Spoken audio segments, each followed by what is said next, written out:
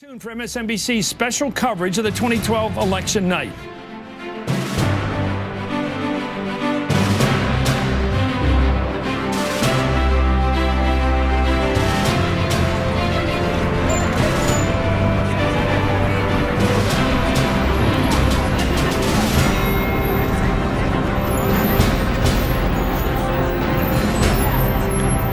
MSNBC's live primetime coverage of the 2012 presidential election begins right now. All right, and I will not fail you. Clear eyes, full hearts, can't lose. I'm asking you to stand up. I'm asking you to be heard. And if you do, we will win.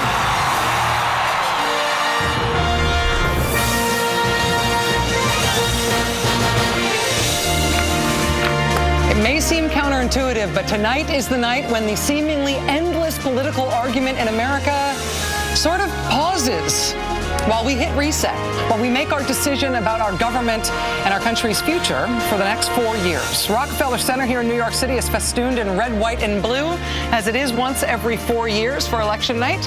I'm Rachel Maddow at MSNBC headquarters in New York City, along with Chris Matthews. We're going to be joined tonight by Ed Schultz, Lawrence O'Donnell, the Reverend Al Sharpton, and Steve Schmidt. Alex Wagner, Chris Hayes, Ezra Klein, Melissa Harris Perry, Joy Reid, Steve Kornacki, Ed Rendell, Michael Steele, and everybody else you have ever heard of is going to be joining us throughout the night tonight.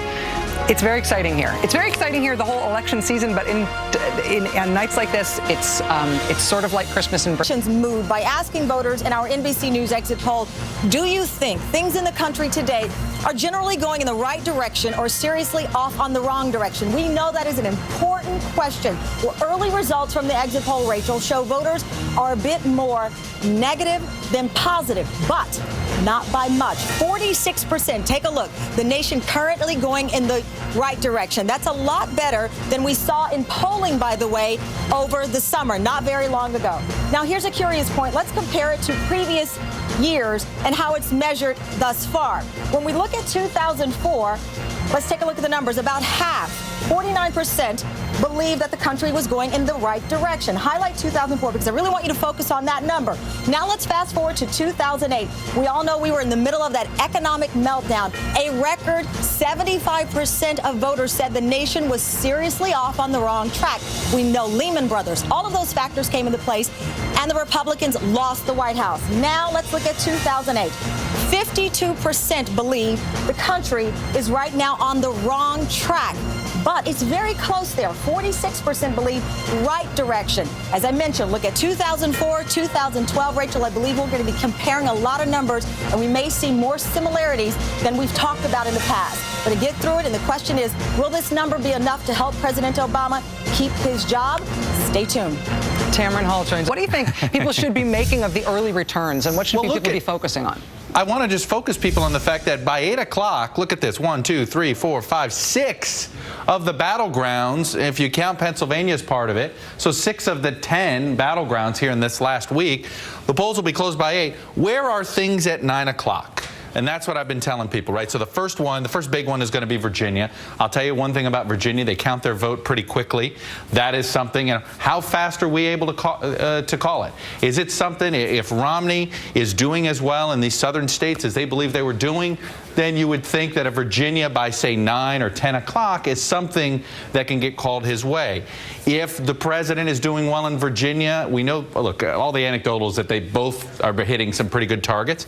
The longer it takes to call, the last parts that get reported are usually Northern Virginia. That could be good news for the president. Same thing here in these 730 states, which are North Carolina and Ohio. We all know about Ohio. But I throw North Carolina in here. To me, North Carolina is the mirror image of Pennsylvania, right? Republicans think that that's a lean Democratic state that somehow, if they're having a great night and Romney's surged here at the end, well, then a Pennsylvania should fall their way. Well, North Carolina is the same way. If the president, particularly his voting base of African Americans, younger voters, if it came out in some big numbers like 2008, and we're not calling North Carolina for a long time, that's pretty good. Could be a pretty good sign of the president's support levels going all the way across, because don't forget, North Carolina is a big early vote state. So if it worked there, you would assume they worked it everywhere. Pennsylvania, the same thing. How quickly do we call it? If we're calling it fairly fast for the president, ditto Ohio, well, then that gives you a sign of where the night's going. Now, I always want to hesitate for everybody is there are alternate paths for both of them without Ohio, but obviously, and there's an alternate path for Mitt Romney without Virginia, but they're tougher. And that's just something that you look at all of this that we have here. We haven't. And by the way, we say 8 p.m. poll closing. One thing I want to remind Floridians, as somebody who grew up in the Eastern time zone in Florida, the polls close at 7 o'clock local. So that's 7 o'clock basically in all of Florida except the Panhandle, which closes 7 o'clock Central. So the 8 p.m. they're a little misleading.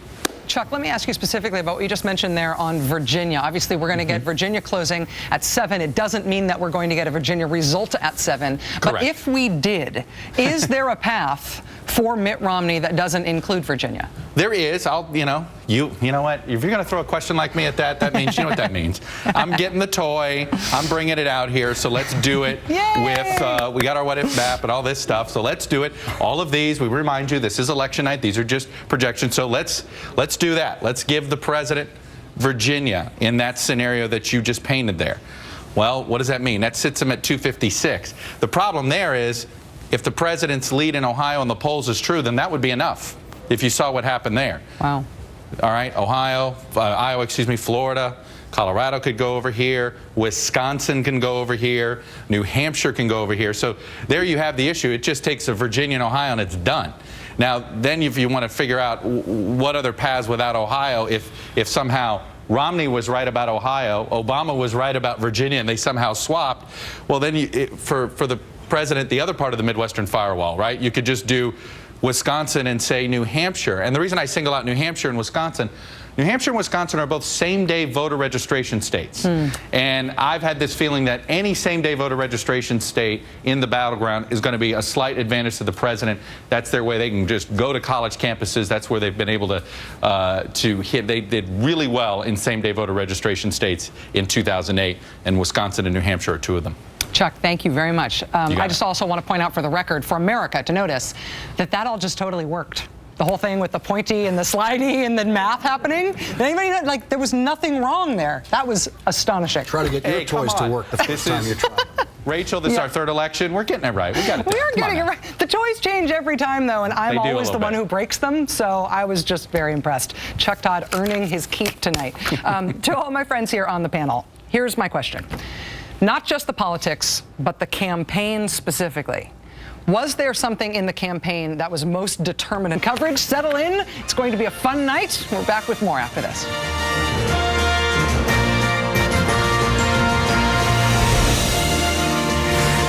Brought to you in part by Liberty Mutual Insurance.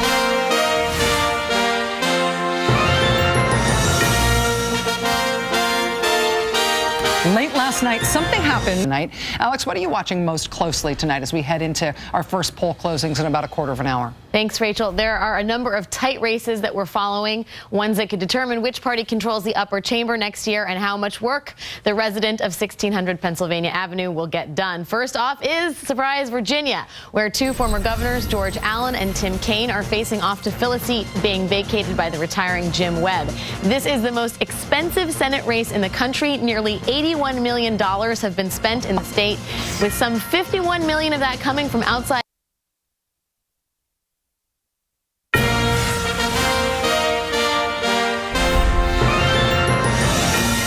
At 7 p.m. Eastern, in just about 10 seconds. No, sorry, now. At 7 p.m. Eastern, we've got poll closings in Kentucky, South Carolina, Vermont, Virginia, Georgia, and Indiana.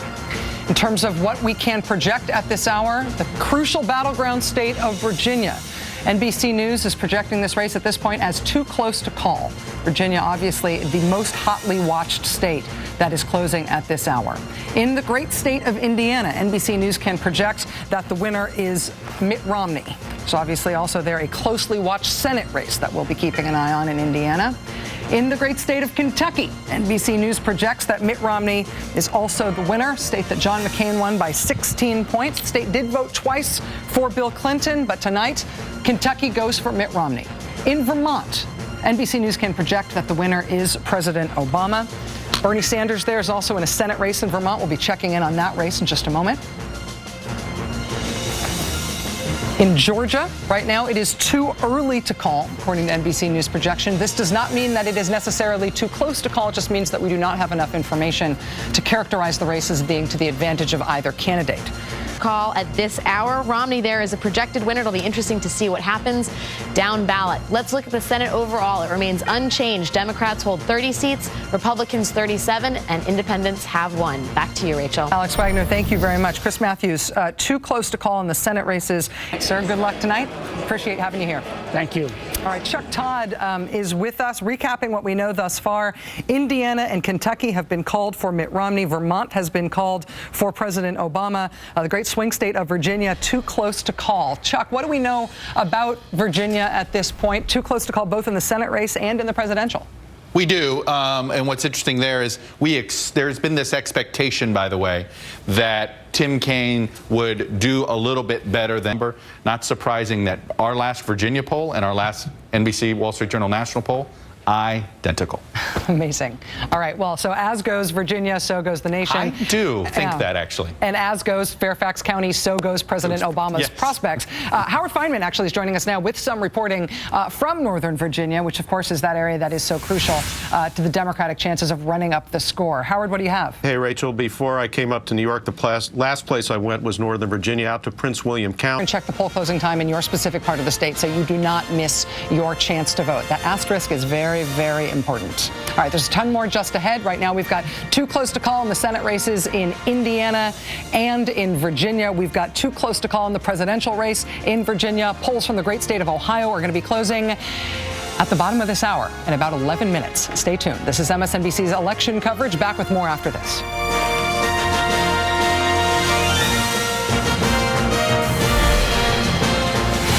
Tamron Hall has the latest from our exit polling from the state of Ohio. Tamron, nobody knows when we're going to get a result from Ohio. We're going to be focused on it as long as we possibly can, and then we're not going to know what to do with ourselves once we're told to stop paying attention to it. What do we know in terms of what was turning out voters in Ohio tonight? Well, it's so interesting. Rachel, we've talked so much over these past weeks and even the year about the bailout, and it's no doubt about it that the bailout was popular, the auto bailout, that is, was popular in the Buckeye State. About 6 in 10 said they approve of the federal government's aid to the auto industry. You see there the specific number, 59%. Now, let's take a deeper look among those who approved of the auto bailout. I want you to see this. 75%, 3/4 of the vote there, well, they voted for President Obama. And it looks like the auto bailout may have helped him do better among white working class voters in Ohio than he did in other parts of the country. Again, take a look at these numbers in Ohio. Romney got 55% as opposed to President Obama's 43%, 12% difference. But when you compare that to the national number, 63%, 35%, 28-point advantage among white working class for Governor Romney. So you see the difference there with Ohio and the nation. We're going to keep an eye on that number because the auto bailout industry, Ed's talked so much about it, the rest of the panel as well. This could be a tipping point in the race in Ohio, specifically white working class. We'll see what happens there. Tamron, that was stunning. Absolutely stunning in terms of the way that they shaved that margin down in that critical state. Yes. Appreciate that. Here's my question about the auto bailout and about its politics this year. What is Mitt Romney's position on the auto bailout? Was it a disaster that resulted in Jeep being sold to the Italians and shipping production to China, which isn't happening? Or was it a great idea that was his idea and it only worked because he was the one who proposed it? Well, I mean, what ultimately ended up being his stance on the auto bailout? If you're an Ohio voter standing in line right now, you still haven't gotten in, even though polls are closed, you're still in line and the auto bailout is the issue for you. What do you think Mitt Romney thinks about it? Well, it was the double down that really hurt Mitt Romney. Instead of just going along with the narrative that, you know, I'm really glad these people are back to work. This shows that America can do great things. Say something positive about it without complimenting the president. Yeah. And I think he could have gotten out of it. Instead, he took a real obstinate attitude. The radio ad was far more aggressive than the TV ad, and he jeeped himself right into the corner, so to speak.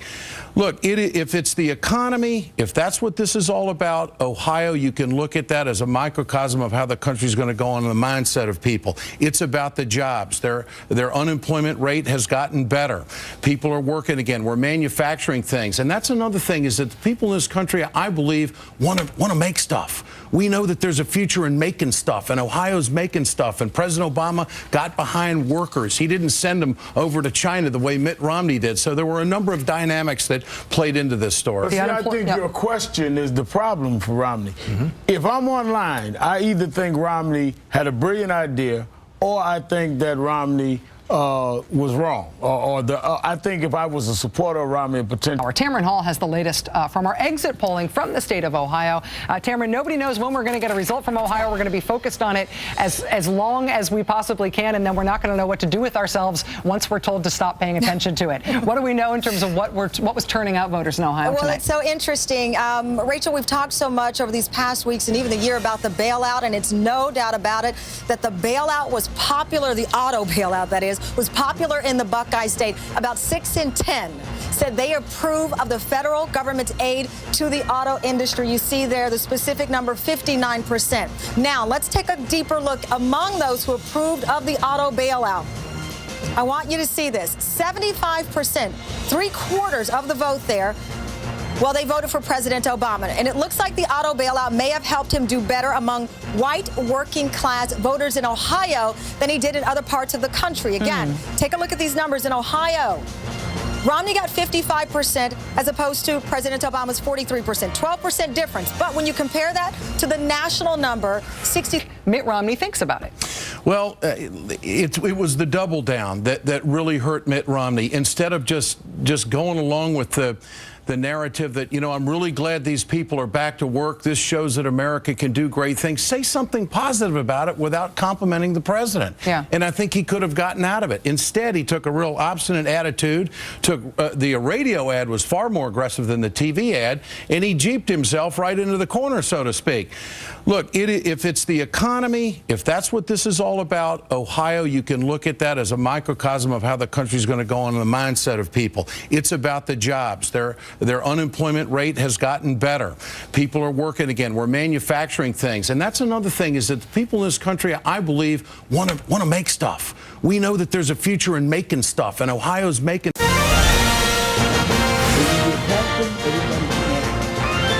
At this hour, it is too close to call in the terms of the presidential race in Ohio, in North Carolina, and in Virginia. It is still too early to call in the great state of Georgia. In terms of states that have been called for Mitt Romney thus far, it's West Virginia, Indiana, South Carolina, Kentucky.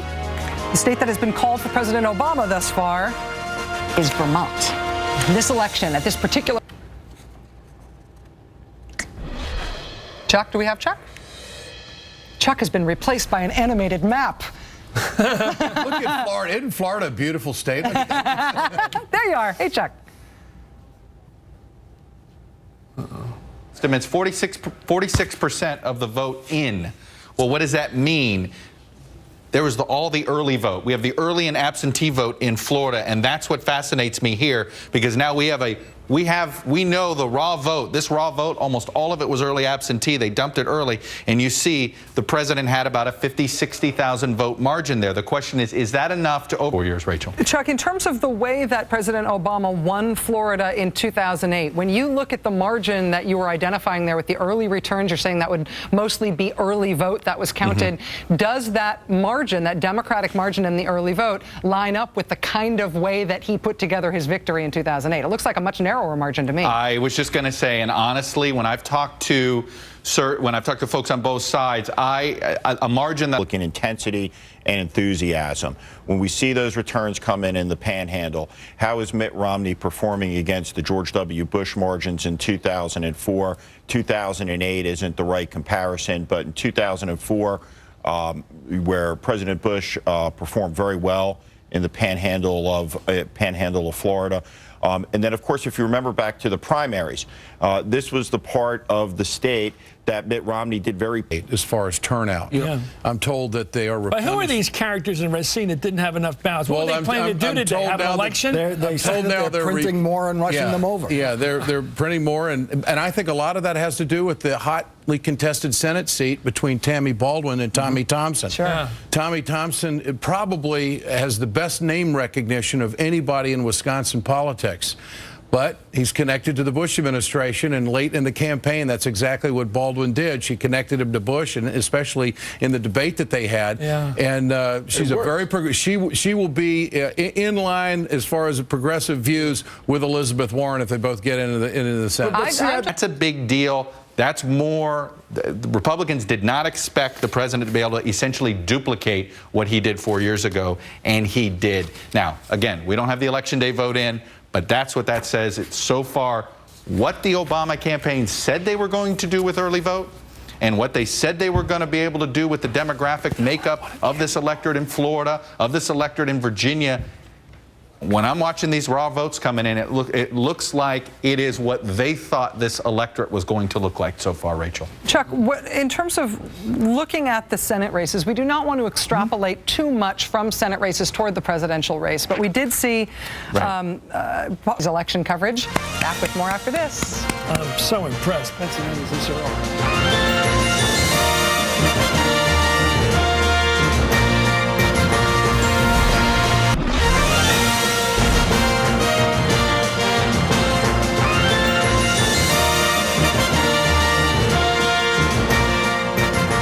The big story tonight, obviously, the presidency. Still at 9 p.m. Now at 9:30 p.m., NBC News is projecting that President Obama has won the state of Wisconsin. This is a state that Republicans actually felt like they might have a real shot in part because of the unsuccessful effort by Democrats and by labor groups in particular to recall Governor Scott Walker in Wisconsin after his effort to strip union rights in the state. The backlash against him stripping union rights in the state was successful. They did actually get that policy overturned, but they were not able to recall Scott Walker. And the Republicans had made a big deal out of the fact that that big Democratic try fell short. They thought that that indicated that they were going to have a great grand Colorado. And again, at Colorado, NBC is still characterizing Colorado as too close to call. Chuck, what can you tell us? I just want to quickly point out in the Senate, and the races that are still out there, what you throw in, we're at 46. The two independents, if you assume Angus King ends up coxing with the Democrats, is what Democrats think.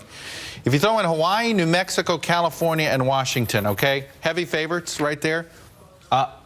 46 plus 4, Rachel's 50. That's 5-0. What I'm saying is Wisconsin, Virginia, Missouri, North Dakota, Montana. One of those at the... What are the remaining paths to 270 for both campaigns, Chuck? Well, the path for the president is he's got a lot of different paths. Florida, which right now the president we know leads in the raw vote, and the remaining vote out is stuff in Democratic territory, particularly in Miami-Dade County. That would be enough right there if that happened. Now, look, Florida is going to take us a long time to call, but that would do it. Ohio would do it. We know he leads in Ohio, but the raw vote has narrowed a little bit. At this point, Colorado, and I believe Iowa would do it. And he wouldn't need Florida, Ohio, or Virginia, FLOVA, as we've been calling them. So the point is, look at all those paths. And now what you have now for Mitt Romney, he's got to get North Carolina here. He would have to get Florida. He would have to get Virginia. He would have to get Ohio. And he's still short, so he would have to get Iowa. He basically now has to sweep, assuming all the West Coast goes as we assume it's going to go, and it goes to previous patterns. He's sort of stuck here. He has to get...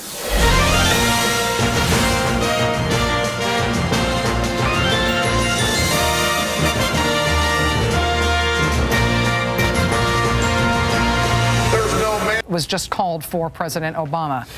Nobody is to 270. Anything could yet happen. But we also have another call to make right now. In the Oregon presidential race, NBC News is projecting that President Obama has also won in Oregon. So in terms of the 11 o'clock poll closings, President Obama won California and Washington and Hawaii and Oregon. Mitt Romney won Idaho. In terms of the bigger news here about Iowa, the reaction that you're seeing here in Chicago is to the Iowa news and to the Oregon news. And we have just learned that in the state of Ohio, NBC News has projected that President Obama has won the state of Ohio. President Obama has been reelected for a second term. He did it. With this call in Ohio, it is a done deal. President Barack Obama wins a second term as 44th President of the United States. Let the record show that it is 12 minutes past 11 p.m. on the East Coast. Ohio put him over the top. Chris Matthews. He didn't need the South. It's so interesting. He may well win all three of those states, but he didn't need them. This is a very, and I said this at the beginning of the night, the geography of this election is very powerful. And I've watched some of the ugly stuff in this campaign along the ethnic and racial lines perpetrated by people like Donald Trump and Sununu and the rest of them, and around the edges by the candidate himself, but Mitt Romney talking about welfare and all the rest of it, and what's his name, the former speaker for MSNBC's special coverage of the 2012 election night.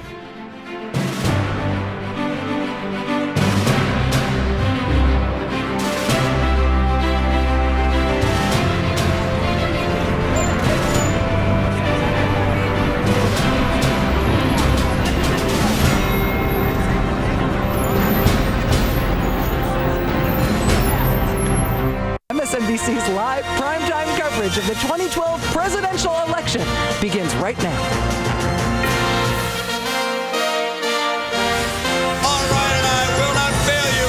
Clear eyes, full hearts, can't lose. I'm asking you to stand up.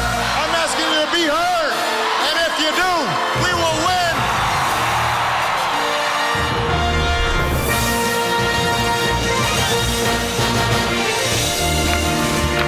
It may seem counterintuitive, but tonight is the night when the seemingly endless political argument in America sort of pauses while we hit reset, while we make our decision about our government and our country's future for the next 4 years. Rockefeller Center here in New York City is festooned in red, white, and blue, as it is once every 4 years for election night.